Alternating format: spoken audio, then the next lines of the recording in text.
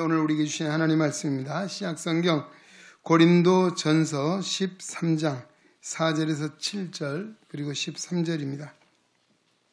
고린도전서 13장 4절에서 7절 13절입니다.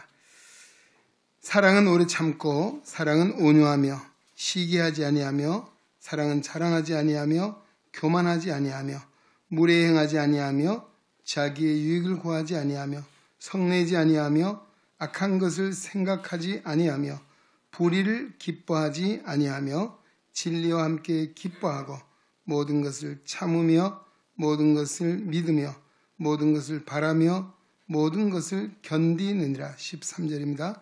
그런즉 믿음, 소망, 사랑 이 세 가지는 항상 있을 것인데 그 중에 제일은 사랑이라. 아멘. 오늘도 우리 주신 말씀을 통하여 하나님의 음성을 듣고 진리를 깨닫는 복된 은혜가 우리 가운데 충만케 되시기를 주의 이름으로 축원합니다. 한 소리 찬양대에서 하나님께 찬양 드리겠습니다.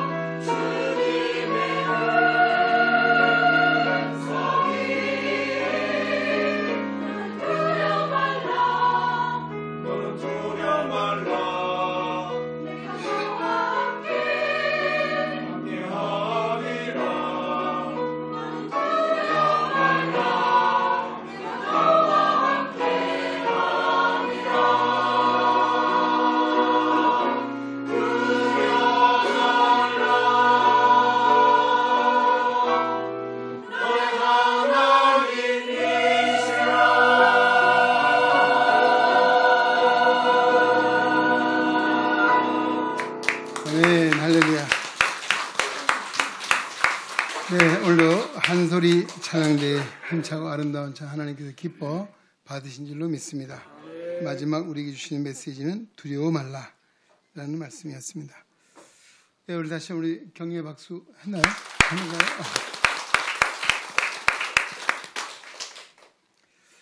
벌써 5월도 마지막 주일입니다. 이번 한 주간 지나면 이제 본격적인 6월이 되고 여름이 됩니다. 5월 우리 가정의 달을 보내면서 어린이 주일, 어버이 주일, 청년 주일 이런 주일을 계속 특별한 시간들을 보냈습니다. 이제 마지막 보내면서 오늘 우리에게 주신 말씀을 통해서 그리스도인에게 항상 있어야 할 것이라고 하는 제목으로 은혜를 받고자 합니다. 일본 교토에 가면 동시다 대학이 있습니다. 여기 일본 유명 사립대학 중에 하나죠. 일제 강점기 때 일본 유학생 윤동주 청년의 시비가 교정에 세워져 있습니다. 그래서 한국의 관광객들이 많이 찾아가고 저도 가본 적이 있습니다. 거기에 윤동주 시인은 26 젊은 정말 청년 때에 요절을 했죠. 1941년 11월 20일에 하늘과 바람과 별과 시라고 하는 유고 시집을 창작을 하게 됐고, 거기에 서시가 있는데 그 서시가 기념비에 새겨져서 동시다 대학에 있습니다. 이 서신 너무 많이 잘 알고 계시는 시이죠. 죽는 날까지 하늘을 우러러 한 점 부끄러움이 없기를. 잎새에 있는 바람에도 나는 괴로워했다. 배경음악인가요? 별을 노래하는 마음으로 모든 죽어가는 것을 사랑해야지. 그리고 나한테 주어진 길을 걸어가야겠다. 오늘 밤에도 별이 바람에 스치운다라고 한 서시가 있습니다. 그리고 이 젊은 그 청년이잖아요. 26살. 26 청년이 별로 찾아보기 드문 것 같아요. 다들 이상되신 분인데, 근데 그 인생의 가을이 오면이라고 한 시가 제가 언제 한번 말씀드린 적도 있는데, 그 내용은 참 우리가 세상을 살아가면서 정말 늘 마음에 염두에 두어야 될 만한 그런 내용입니다. 그 어린 나이에 어떻게 이런 시를 썼을까 하는 생각도 해봅니다. 인생의 가을이 오면 나에게 물어볼 이야기들이 있습니다. 내 인생의 가을이 오면 나는 나에게 사람들을 사랑했느냐라고 물을 겁니다. 그때 가벼운 마음으로 말할 수 있도록 나는 지금 많은 사람을 사랑하겠습니다. 내 인생의 가을이 오면 나는 나에게 열심히 살았느냐라고 물을 것입니다. 그때 자신에게 말할 수 있도록 나는 지금 맞이하고 있는 하루하루의 삶을 최선을 다하여 살겠습니다. 내 인생의 가을이 오면 나는 나에게 사람에게 상처 준 일이 없었느냐라고 물을 겁니다. 내 인생의 가을이 오면 나는 나에게 사람들에게 상처 준 일이 없도록 지금 말과 행동을 조심하며 살겠습니다. 내 인생의 가을이 오면 나는 내 삶이 아름다웠느냐라고 물을 겁니다. 그때 기쁘게 대답할 수 있도록 내 삶의 날들을 기쁨으로 아름답게 가꾸어 가겠습니다. 내 인생의 가을이 오면 나는 나에게 어떤 열매를 맺었느냐, 얼만큼 맺었느냐 물을 것입니다. 그때 나는 자랑스럽게 대답하기 위해 지금 나는 내 마음의 밭에 좋은 생각의 씨를 뿌려 좋은 말과 좋은 행동의 열매를 부지런히 키워 가겠습니다. 성경은 아니지만 아멘 할 만한 그런 정말 훌륭한 내용들입니다. 우리가 정말 물으면서 또 우리도 그런 질문을 통해서 인생의 마지막, 여기 보면 제목이 뭡니까? 인생의 가을이 지나면 겨울이 오잖아요. 바로 주님 앞에 서는 그때에 이런 물음을 묻는다면 내가 어떻게 대답할 것인가? 참 젊은 26살 청년이 아마 이 23살 때 이걸 쓴 것 같아요. 그렇게 정말 좋은 생각을 가지고 살았던 그 모습은 우리 또한 본받아야 될 점이다라고 하는 생각을 하게 됩니다. 한번 물어보겠습니다. 여러분, 생활이 행복하십니까? 한번 물어보세요. 옆에 있는 분 생활이 행복하세요? 말 못해요?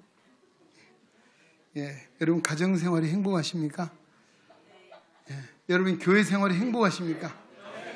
역시 우리 정한나 집사님 가정 생활이 행복하다고 크게 대답을 하시. 우리 이승원 집사님 훌륭하신 것 같습니다. 이런 말 하기 쉽지 않거든. 아멘 소리 잘 안 나오는 경우도 있죠. 그래서 우리는 하나님은 우리를 행복하기를 원하십니다. 할렐루야. 행복한 삶에서 어떻게 살아야 되겠느냐? 에릭 프롬은 사랑의 기술이라는 책을 썼어요. 거기 보면 인간의 행복이 어디 있냐? 사랑하는 데 있다라고 했습니다. 그것도 누구를? 가까이 있는 사람을 사랑하는 데 있고, 가까이 있는 사람을 사랑하는 기술을 배워야만이 행복할 수 있다. 기술이랍니다. 사랑할 수 있는 기술. 옆에만 있어도 사랑할 수 있나요? 예, 그래요? 사실 왜 그랬습니까? 우리가 인생의 기쁨도 때로는 아픔도 누가 줍니까? 저 미국에 있는 사람이 주는 게 아니죠. 저 아프리카 끝에 있는 사람이 아닙니다. 가까이 있는 사람, 어쩌면 함께 사는 사람일 수도 있는 것이죠. 예, 바로 그래서 가까이 있는 사람을 사랑해야 된다라고 하는 것이죠. 우리는 더불어 살아갑니다. 사람과 더불어. 가장 가까이 있는 사람과 더불어 살아가는 것이 우리의 인생입니다. 멀리 있는 사람이 나를 쓰러뜨리거나 멀리 있는 사람이 나를 때로는 위대하게 만드는 것이 아니다. 우리는 나를 넘어지게 하는 사람도, 나에게 아픔을 주는 사람도, 어쩌면 나에게 행복을 주고 내가 잘되게 하는 사람도 누굽니까? 가장 가까이 있는 사람입니다. 할렐루야. 우리 성가들이 더우신 거 에어컨을 틀든가 선풍기 틀어주셔야 되네. 예, 부채질하니까 신경이 많이 쓰이네요. 예. 예. 자, 우리는 그래서 가까이 있는 사람을 사랑해야 된다라고 하는 것입니다. 여러분, 행복하기를 원하십니까? 가까이 있는 사람을 내가 어떻게 사랑해야 할 것인가 생각해 보면서 가까이 있는 사람을 사랑하는 여러분 되시기 바랍니다. 왜 사람이 행복해야 되는데 행복하지 못할까요? 예, 화목해야 되는데 왜 화목하지 못할까요? 몇 가지 문제를 이야기합니다. 첫째는 자기 중심적 공명심 때문이다 라고 합니다. 고린도서 10장 31절에는 보면 그리스도인은 어때요? 사람이 먹든지 마시든지 무엇을 하든지 다 하나님의 영광을 위해 하라 그랬거든요. 그런데 어떻게 해요? 그렇지 못하죠. 자신의 영달과 자신의 복, 자신의 성공과 자신의 만족, 자신의 기쁨을 위하고 자신의 유익을 구하는 삶을 살기 때문에 예, 이런 문제가 생긴다라고 하는 것이죠. 예, 거기다가 이 공명심이 뭡니까? 자기 이름을 드러내는 거죠. 자기의 공을 세워서 자기 이름을 널리 알리고자 하는 그런 마음. 어쩌면 이것은 주님과는 상관없는 일에 집중한다라고 할 것입니다. 사도행전 3장에 보면 베드로와 요한이 제9시 기도하는 시간입니다. 성전에 올라가다가 누구를 만났습니까? 성전 미문에 하여튼 걷지 못하신 분 만났습니다. 저도 그때 못 봤습니다만 성경에서 그때 그 사람은 왜 거기 앉아 있습니까? 성전에 들어가고 나간 사람에게 한 푼 줍시오. 구걸하기 늘 사람들이 데려다가 놓고 또 저녁이 되면 또 데려가고 이런 스스로 걸어오고 가지도 못하는 그런 사람이잖아요. 이 베드로 요한이 기도하는 시간에 너무 안타까운 마음이 있었어요. 주목해 봅니다. 손을 내밀잖아요. 베드로 뭐라 말합니까? 금과 은은 내게 없거니와 나사렛 예수 그리스도의 이름으로 명하노니 일어나 걸으라. 할렐루야. 그랬더니 그가 발목이 힘을 얻고 일어나 걷게 되고 걷기도 하고 뛰기도 하고 하나님의 성전에 들어가 하나님을 찬송하는 이 놀라운 기적이 일어났죠. 그것을 많이 본 사람들이 야, 저 베드로 요한 대단한 사람이다 라고 막 주목을 하는 거죠. 예. 그랬더니 베드로 요한이 뭐라고 말합니까? 이것을 보고 백성들에게 말하되 이스라엘 사람들아 이 일을 놀랍게 여기느냐? 우리 개인의 권능과 경건으로 이 사람을 걷게 한 것처럼 왜 우리를 주목해 보느냐? 아브라함과 이삭과 야곱의 하나님 곧 우리 조상의 하나님이 그의 종 예수 그리스도를 영화롭게 하셨느니라. 거기 16절에 가면 그 이름을 믿음으로 그 이름이 너희가 보고 아는 이 사람을 성하게 하였나니 예수로 말미암아 난 믿음이 너희 모든 사람 앞에서 이같이 완전히 낫게 하였느니라. 아멘. 우리가 한 것이 아니다. 바로 하나님이 보내신 하나님의 종 예수 그리스도의 이름으로 그 이름을 믿을 때 이런 놀라운 역사가 일어났다라고 자신들은 아니다. 우리를 주목해 보지 말라. 예수 그리스도의 이름을 믿으라고 그런 간곡하게 전했던 것이죠. 예수 그리스도께서 행하신 일에 그 일을 증언하고 예수님의 이름을 높였던 것. 바로 오늘 우리 그리스도인들은 이런 믿음을 가져야 합니다. 예. 어떤 이분의 후보가 그런 얘기 있더라고요. 잘한 거는 하나님이 하신 일이고 못한 거는 다 제가 한 것입니다. 그 말이 상당히 공감이 되는 것 같아요. 어때요? 잘한 건 누가요? 내가 했죠? 못한 건 누가요? 하나님 때문입니까? 예? 아담이 뭐라 말했을까? 예? 아담아, 하나님 찾아오니까 하는 말이 왜 숨어 있느냐? 예. 바로 하나님 그 선악과를 금하신 명령을 어긴 걸 알고 계시잖아요. 그러니까 뭐래요? 아담이. 아니, 하나님이 짝지어 주신 저 여자가 나를 깨물어 내가 먹었습니다. 그랬잖아요. 저 여자가 누구? 왜? 하나님이 짝지어. 왜 하나님이 저 여자 짝지어 줘서 내가 이렇게 선악과를 먹게 했습니까? 아니, 하나님 잘못한 거 아닙니까? 그렇게 말한 거 아니에요. 예? 이게 바로 죄성을 지닌 인간의 모습입니다. 예. 아담이 그때, 아이고, 하나님 잘못 죽을 죄를 졌습니다. 용서해 주십시오 했으면 인류가 어떻게 변화됐을 것 같아요. 쫓겨나지 않았을 것 같아요. 예? 그런 죄성이 지금도 우리 안에 흘러내리고 오고 있다는 것이죠. 그렇습니다. 오늘 바로 우리도 자기 이름을 내는 것이 아니라 오늘 우리는 뭐예요? 오직 하나님의 영광을 위하여 하라. 할렐루야. 그렇습니다. 자, 두 번째는 개인적인 명성, 허영심 때문에 이런 불화가 생기고 행복하지 못하다는 것입니다. 허영심.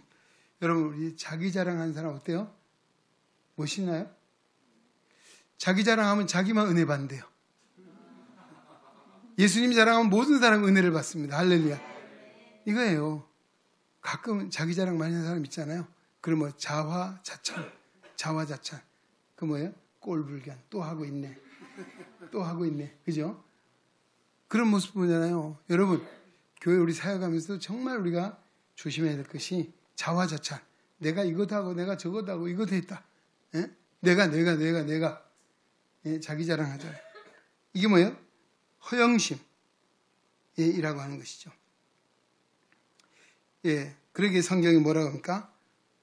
고린도서 10장에 보면 선줄로 생각하는 자는 넘어질까 조심하라 라고 했습니다. 또 하나님은 누구에게 은혜를 주십니까? 교만한 자는 물리치시고 겸손한 자에게 은혜를 주십니다. 할렐루야. 그 겸손이 뭡니까?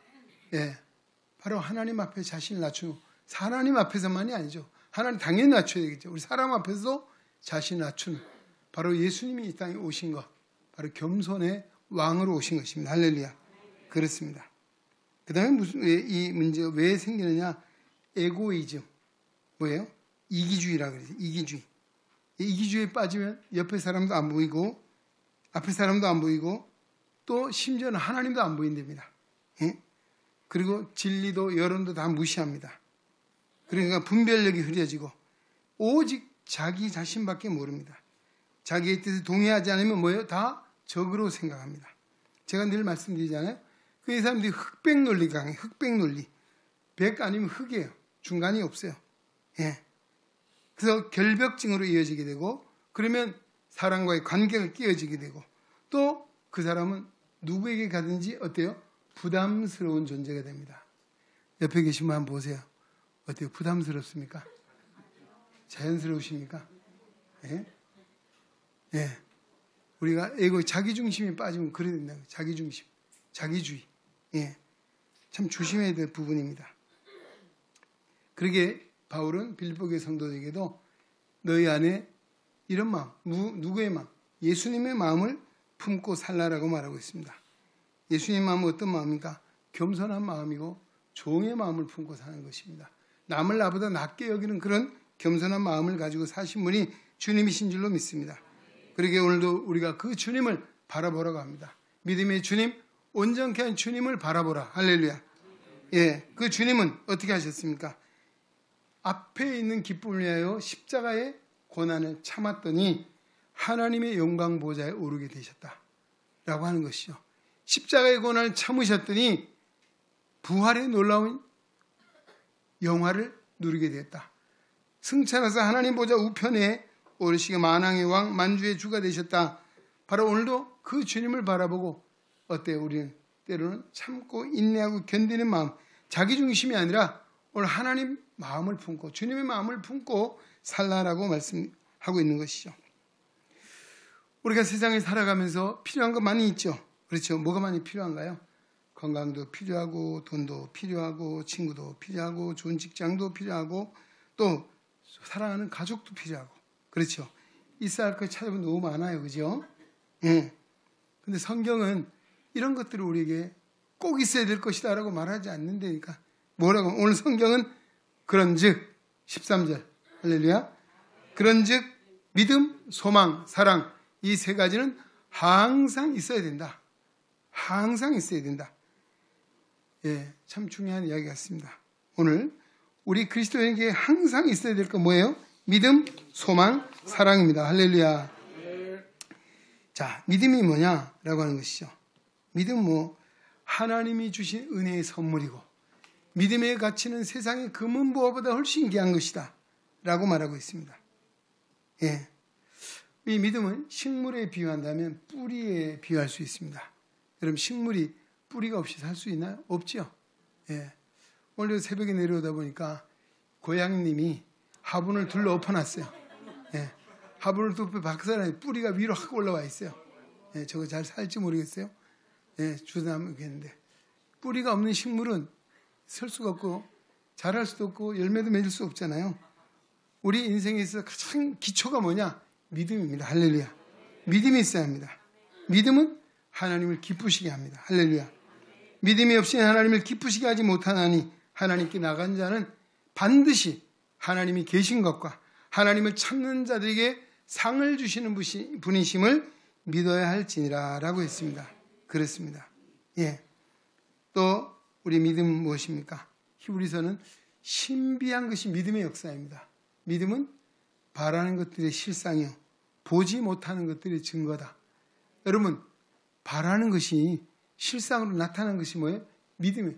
믿고 행하는 것이 믿고 구하는 것입니다. 할렐루야. 이게 신비로운 역사예요. 하나님을 믿는 믿음의 역사는 놀라운 일입니다.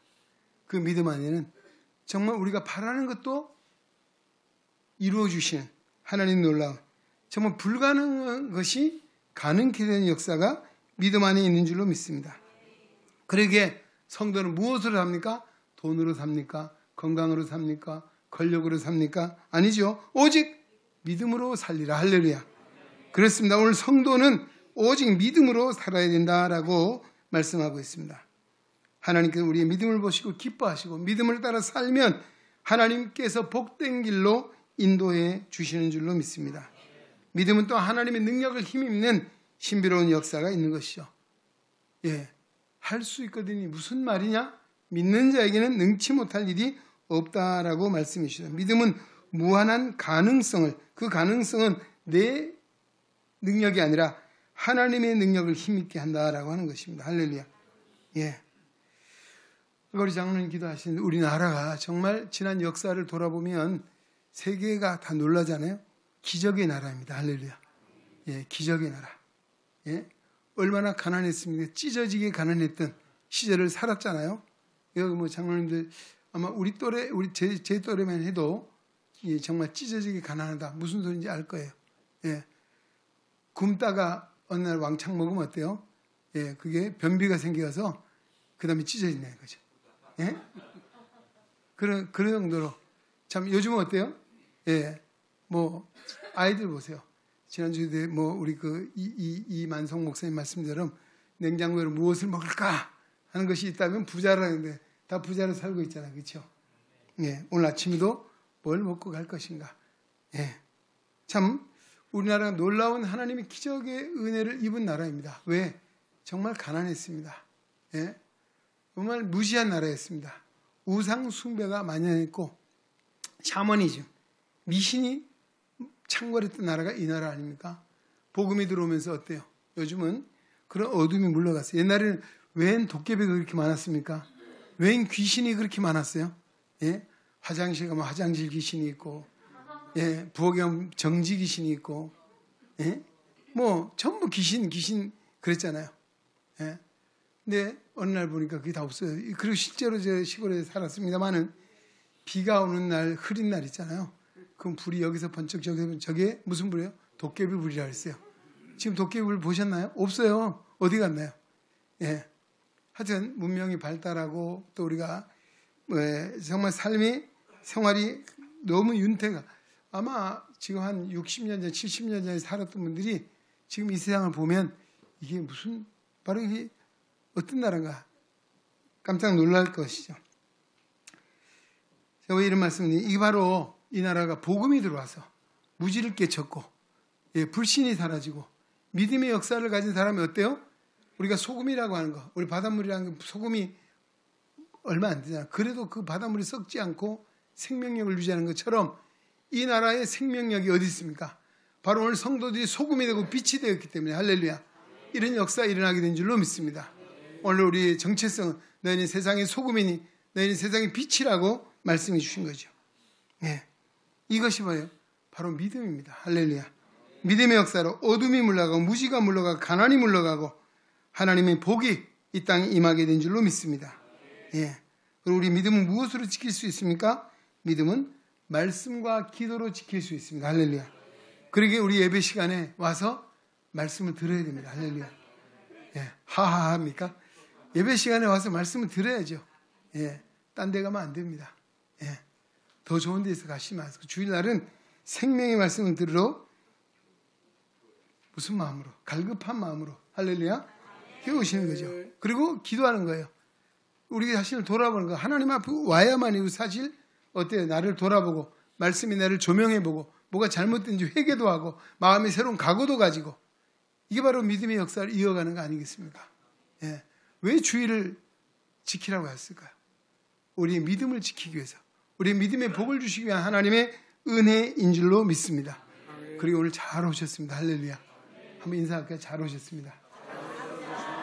복 받으셨습니다. 믿음으로 삽시다. 할렐루야. 그렇습니다. 자, 뭐 믿음 더 말하면 끝이 없는데요. 두 번째 뭐라고 했습니까? 소망이라 그랬습니다. 세상에 불쌍한 사람 누굽니까? 어떤 사람은 안 못 본 사람이라 그러더라고요.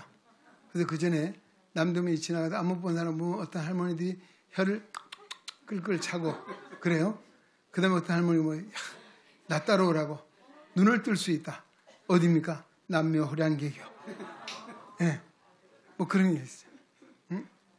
어때요? 예수를 믿고 나니까 정말 우리 육신이 어두워도 누가 불쌍해요? 영의 눈이 어두운 사람. 할렐루야. 영의 눈이 어두운 사람은 소망이 없는 사람입니다. 사실 이 땅에서 노인들이 왜 힘이 없을까요? 노인들이 내일에 대한 기대나 소망이 없어요. 그래서 우리 노인도, 우리 노인도, 저 노입니다. 희망이 있어야 됩니다. 그건 무슨 이야기입니까? 할 일이 있어야 됩니다. 할렐루야. 만날 사람도 있어야 되고, 갈 때도 있어야 되고, 그 집에 가만히 있으면 노화가 빨리 옵니다. 집에 박차고 나오셔야 됩니다. 그래서 제가 공부도 했어요. 안마 공부를 왜 하겠습니까?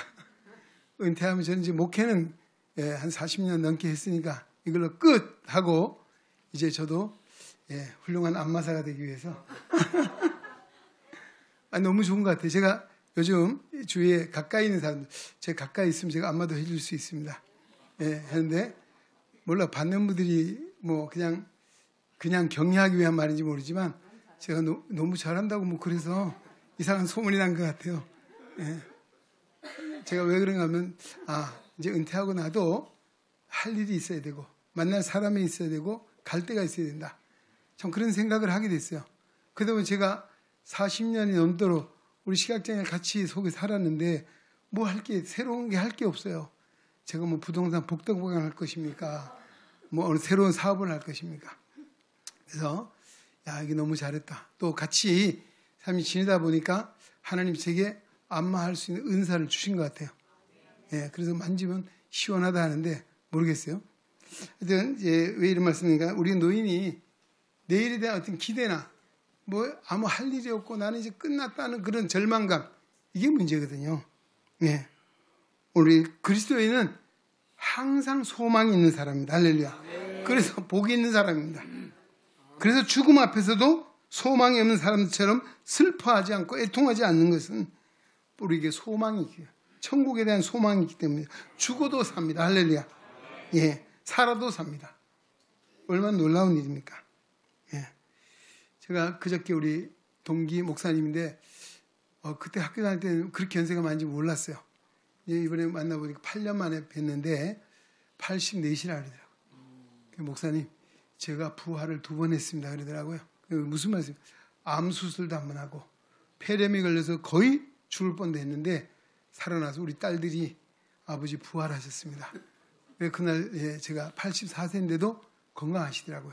뭘 하시냐 했더만 목사 합창단에 가서 찬양을 하는 일이 제일 즐거운 낙으로 삼고, 그리고 그분을 은퇴하신 후에 교회 가서 성가대, 교회 등록을 성가대를 하요. 사모님하고 둘이서. 그래서 성가대인데 너무너무 좋아한대요. 글쎄, 저 받아주실까요? 모르겠네요.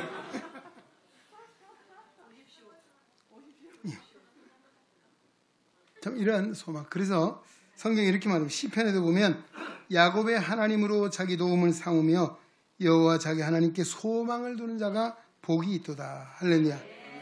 욥은 그가 나를 죽일지라도 나는 그분 안에 소망을 가지리라 했습니다. 질병으로 자기가 극한 고난으로 죽을지라도 하나님 안에서 나는 소망을 가지고 있다. 참 놀라운 일이죠. 로마서 15장 13절에도 우리의 삶의 소망을 하나님께 두면 성령 안에서 의와 평강과 희락의 은혜를 주신다라고 했습니다. 소망은 나무에 비하면 저는 줄기라고 생각을 합니다. 뿌리를 통해서 양양분을 받아 줄기를 통해서 그 다음에 열매를 맺는 것이죠. 그렇습니다. 우리가 소망은 열매를 맺기 위한 반드시 필요한 줄기다라는 생각을 하게 됩니다. 그 줄기에 많은 열매를 맺게 되는 것이죠. 그렇습니다. 오늘 우리는 정말 하나님께 소망을 두고 살아야 합니다. 이 세상에 자식에게 소망 두지 마십시오. 아내에게, 남편에게 소망 두지 마십시오. 하나님께 소망을 두십시오. 할렐루야. 그 다음에 뭡니까? 마지막에 사랑이라고 했죠. 식물에 비하면 열매라 할 수 있죠. 열매. 식물의 목적은 열매를 맺는 데 있습니다. 우리의 신앙에도 많은 열매를 맺어야 된다. 우리 요한복음 10장 15장이죠. 포도나무 비유가 나오죠. 너희가 열매를 많이 맺으면 내 아버지께서 영광을 받으실 것이요 너희가 내 제자가 되리라. 할렐루야. 그렇게 말씀하고 있습니다. 그리고 오늘 성경은 하나님이 뭐라고 말씀하십니까? 하나님은 어떤 분이에요? 사랑이십니다. 할렐루야. 요한 1서 우리 요한 제자가 있잖아요. 요한. 바로 그 요한이 어떤 사람입니까?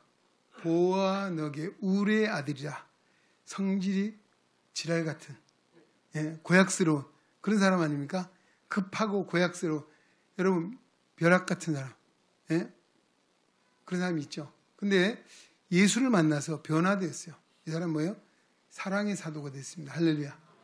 그러니까 아마 고약스러운 성질을 가지고 벼락같이 살았으면 빨리 죽었을지도 몰라. 근데 변해서 사랑의 사도가 되니까 예수님이 12제자 가운데 자연사를 했다는 사람이 요한이라고 말하지 않습니까? 그가 말년에는 강단에 힘이 없어도 오직 한마디 설교가 힘이 있었던 건 뭐예요? 너희가 서로 사랑하라. 할렐루야. 그 한마디 말이었던 거죠. 요한 1서에 말합니다. 우리가 서로 사랑하자. 사랑은 하나님께 속한 것이니 사랑하는 자마다 하나님께로 나서 하나님을 알고 사랑하지 아니하는 자는 하나님을 알지 못하나니 이는 하나님은 뭐예요? 사랑이십니다. 할렐루야. 하나님이 사랑이십니다. 하나님을 사랑하는 자는 사람을 사랑해. 어떻게 알아야 했습니까? 우리가 말과 혀로만 사랑하지 말고 오직 행함과 진실함으로 하자. 할렐루야. 여러분 말로 사랑을 많이 할 수 있죠. 혀로만 하지 말라. 말로만 하지 마라. 행함과 진실함으로 하자라고 권하고 있습니다. 오늘 예수님 우리 어떻게 사랑하셨습니까? 나를 대신하고 우리를 대신하여 십자가에 죽으시기까지 우리를 사랑하셨습니다. 할렐루야. 이보다 더 큰 사랑이 어디 있습니까? 이보다 더 큰 사랑이 어디 있어요? 오늘 이 사랑을 힘입어서 우리는 새 생명을 얻게 되었습니다. 할렐루야. 새 생명을 입은 자는 예수님이 새 계명을 주셨어요. 뭡니까? 내가 너희를 사랑한다. 내가 너희를 사랑한다. 내 계명은 내가 너희를 사랑한 것 같이 너희가 서로 사랑하는 것이니라. 할렐루야. 바로 예수님이 사랑을 받은 자는 그 사랑을 실천하며 살아야 된다라고 합니다. 오늘 예수님이 십자가의 죽음을 우리 사랑하신 것을 사랑의 본을 보여주셨습니다. 그 사랑을 입은 우리도 우리 안에도 그 사랑이 있는가를 세계합니다. 오늘 여러분 예배 자리에 오신 것도 할렐루야 하나님이 사랑이신 줄 믿습니다. 우리를 사랑하셨기에 여기 오신 거예요. 할렐루야. 성가대에 그냥 앉아 있는 게 아니에요. 하나님이 사랑하실게. 할렐루야. 그렇습니다. 그렇습니다. 예. 그래서 우리는 이 사랑이 식어지지 않도록, 이 사랑이 빼앗기지 않도록 잘 지켜야 합니다. 예. 무엇으로? 늘 주님을 생각하는 것이. 하나님의 은혜를 입으면 이 사랑이 우리 안에 역사하게 될 줄로 믿습니다. 서로 사랑할 때 시기, 질투, 미움, 싸움 사라지고 하나님의 나라 이루게 될 줄로 믿습니다. 예. 사랑하지 않는 사람은 하나님을 사랑한다는 것이 뭐예요? 거짓말하는 것이다 라고 했습니다. 예.